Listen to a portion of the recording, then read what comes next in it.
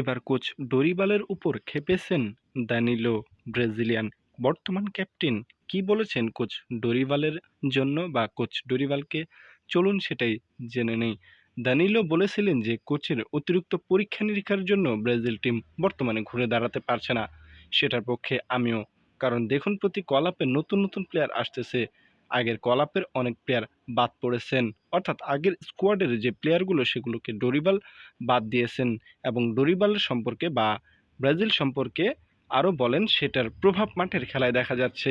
তাই ব্রাজিলের উচিত বা ডরিবালের উচিত পরবর্তী কলাপ থেকে ব্রাজিল যে স্কোয়াড ঘোষণা করবে সেই স্কোয়াডে অবশ্যই অত্যন্ত অনেক দিন চালনা আর তিতে 2026 বিশ্বকাপ প্রস্তুতিটা ভালো করে সারাতে পারবেন। ইনজুরির কথা বিবেচনা করে স্কোয়াডে অতিরিক্ত প্লেয়ার বেরিয়ে রাখতে হবে, এমন একটি মন্তব্য করেছিলেন অনেক আগে দানিলো। অবশ্য সেটার প্রভাব এখন বুঝতে পারছেন সিবিএফ, কেননা কোচের অতিরিক্ত পরীক্ষা নিরীক্ষার কারণে আজ ব্রাজিলের এই অবস্থা।